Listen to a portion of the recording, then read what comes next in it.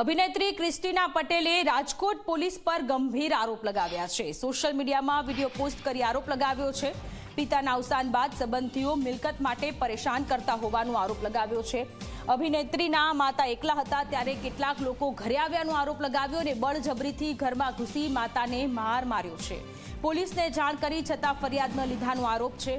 અભિનેત્રીએ મૃતક પિતા પરેશ અમૃતિયાના ભાઈ સામે અરજી આપી છે અને સાથે પિતાની હત્યા થઈ હોવાની આશંકા પણ વ્યક્ત કરી છે।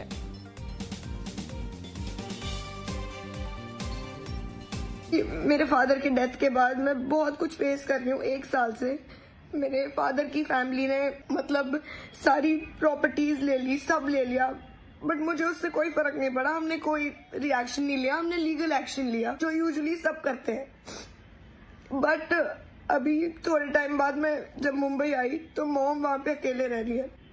अभी तक हमने कुछ नहीं बोला, ना हमने किसी को परेशान किया ना कुछ।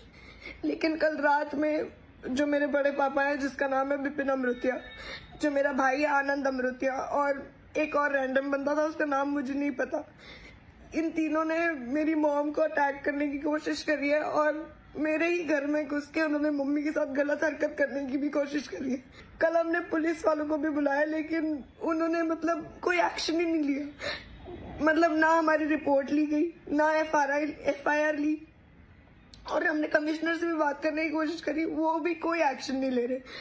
मतलब मेरे बड़े पापा वहाँ पे बीजेपी में कुछ है। इसका मतलब ये है कि अगर आप पॉलिटिक्स में हो तो आप उस चीज का फायदा उठा के और आप कुछ भी कर लोगे। और अब मुझे ऐसा लग रहा है कि मेरे पापा भी मतलब अचानक से उनकी डेथ हो गई, वो एकदम ठीक थे, उनकी सच में उन्होंने मर्डर किया उनका।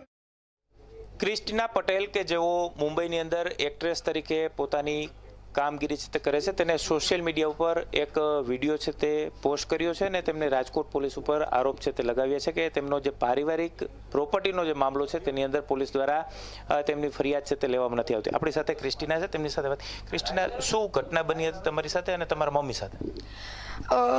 પહેલા 1 વર્ષ થઈ ગયું મારા ફાધરને એક્સપાયર થયા એનું। અમે બહુ વાર પોલીસ સ્ટેશન ગયા, પોલીસે કાંઈ એક્શન નહોતો લીધો। પણ એક ટાઈમ પછી એક માણસ થાકે અને મારી મમ્મીની પણ ઉંમર થઈ છે, મારે પણ કામ કરવું હતું, ઓલરેડી એ લોકો બધું લઈ તો ગયા જ છે, મારી પાસે કંઈ ઓપ્શન નહોતો। એટલે મેં કીધું મમ્મા કાંઈ વાંધો નહીં, આપણે પ્રોપર્ટી મૂકી દે, જ્યારે ઉપરવાળાને દેવું હશે આપણા નસીબમાં હશે તો આવી જશે, આપણે કાંઈ નથી કરવું, આપણે અપડેટ લેશું પોલીસવાળા પાસે। પણ એમને અપડેટ કોઈ દી આવ્યો જ નહીં। અમારી તરફથી બધા સ્ટેટમેન્ટ લે, એ લોકો પાસે વાત જાય તો વાત ક્યાં દબાઈ જાય છે એમને ખબર નથી। એનું રીઝન છે મારા મોટા પપ્પા જસદણના પ્રભારી છે અને દિનેશભાઈ અમૃતિયા, એટલે બીજેપીમાં છે એટલે એમની વાત દબાવી જશે। મને એ નથી સમજાતું કે બીજેપીમાં છે, ઓકે આઈ અન્ડરસ્ટેન્ડ। જ્યાં સુધી મને ખબર છે કે 2024માં એવો લો આવ્યો હતો કે અમારા બીજેપીના કોઈ પણ કાર્યકર્તાની અગર કોઈ પણ કમ્પ્લેન અમારી પાસે રજૂ થશે તો અમે એની ઉપર એક્શન લેશું। તો આ લોકો ઉપર એક્શન કેમ નથી લેવાતો? 2 દિવસ પહેલાં અમે અમારી તરફથી કાંઈ પ્રોબ્લેમ નથી, જેવું મેં વિડીયોમાં કીધું, અમે કોઈને હેરાન નથી કરેલા। તમારે જ્યાંથી પૂછવું હોય, જેને પૂછવું હોય, બધી જ છૂટ છે, અમે એક ઓપન બુક છીએ, તમે પૂછી લો। અમારી તમે બધું જ લઈ ગયા। હવે એક આ ઘર છે જેમાં અમે રહીએ છીએ, ત્યાં 2 દિવસ પહેલાં ઘરમાં એકલી લેડીઝ રહે છે, મારા ભાઈને ખબર છે કે હું મુંબઈ હતી, એ ગેટમાં એક તો ફૂલ દારૂ પીધેલા, ઉભવાની તેવડ નથી, અને મારી મમ્મીને ગરીના અહીંયા ધક્કો મારવાની જરૂર નથી। પહેલી વાત તો બીજો જે ત્રીજો માણસ હતો એને પણ મારી મમ્મીને હાથ અડાડ્યો। કોઈ પણ જે ઓળખતું નથી હાથ તો અડાડી નથી શકતો પહેલા। અને તમે શું પ્લાનિંગ થઈ એ તક તમારી મમ્મીને મારી નાખશો? ગૃહમંત્રીને તમે શું રજૂઆત કરવા માંગો છો અને ખાસ કરીને આ જે ઉકેલ કઈ રીતના આવવો જોઈએ? શું તમે ત્યાં જવાના છો ગૃહમંત્રીને મળવા? અગર મને મોકો મળશે તો પાકો હું જઈશ, અને મેં ટ્રાય પણ કરી છે પણ મારા કોન્ટેક્ટ નથી થતા કે હું તેમની પાસે પહોંચી શકું। એટલે જ મેં મારો સોશિયલ મીડિયા અને ન્યૂઝનો સહારો લીધો કે કદાચ એક હોપ છે મારી પાસે કે આના પછી મને ક્યાંકથી ન્યાય મળશે। એટલે જ હું રિક્વેસ્ટ કરું છું બધાને કે મને ન્યાય મળે અને મારી મમ્મીને પોલીસ પ્રોટેક્શન મળે, કારણ કે મને હવે એ લોકો ઉપર ભરોસો નથી। પ્રોપર્ટી માટે અગર એ માણસ આટલી નીચે જઈ શકતા હોય તો કાલ મારી મમ્મીને કંઈ થઈ જાય તો મારી પાસે બાપ તો ઓલરેડી નથી, મારી મા પણ વહી જશે।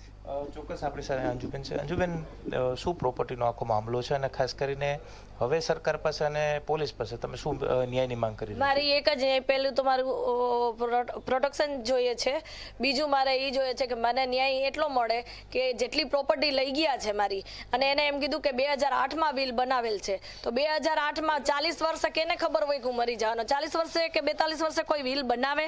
તો પહેલો પ્રશ્ન તો એ આવે છે કે વિલ ન બને એટલે એને બનાવેલ નથી, તો એને ડુપ્લિકેટ વિલ બનાવ્યું એની સાઇનની હું તમને પ્રૂફ આપીશ કે મારા ઘરવાળાની સાઇન અને એની સાઇન, એ બધું હું કમ્પ્લીટ કરીશ. મારી 3 દુકાન લઈ લીધી, પોપટવાળી જમીનની ફાઇલ લઈ ગયા, મારા ઘરમાંથી સોનું ચોરી ગયા, લોકરમાંથી સોનું કાઢી ગયા, મારા પૈસા લઈ ગયા, મારું 200 તોલા સોનું હતું મારી પાસે, મારી છોકરીને બિલ આપેલા છે સોનાના, એ અમારી પાસે છે, એ તો બિલ અમે તમને પ્રોવાઈડ કરશો એટલે મારું જેટલું સોનું છે એ મને પાછું મળે, જેટલું છે એટલું. હું તમને અત્યારે અટકરે કહું છું, હું એમ નથી કીધું ફિક્સ 200 તોલા. મારા પપ્પાએ કરિયાવરમાં એની પરિસ્થિતિ ખરાબ હતી એટલે એને મને 20 તોલા સોનું દીધું હતું. જ્યારે આનો બોન થયો ત્યારે 10 તોલા દીધું. અમારી પાસે એટલું કેપેસિટી નહોતી કે જાજુ સોનું દઈએ, બસ આટલું મારી પાસે હતું સોનું, અને પછી મારા ઘરવાળાએ મને કરી દીધું હતું. હવે શું આમાં તમારે થવું જોઈએ હકીકતમાં મારી રિક્વેસ્ટ છે બધાને કે મારી જિંદગીની અંદર મેં ઘણું સહન કર્યું છે, મારા ઘરવાળા ડ્રિંક કરતા હતા, બધું સહન કર્યું, અને મને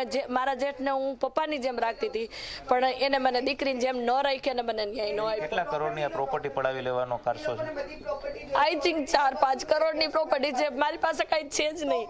અમે મારી દીકરી મહેનત કરીએ છીએ, મહેનતથી મુંબઈ રહીએ છીએ, અને મહેનત કરતા કરતા અમે ખાતા હતા.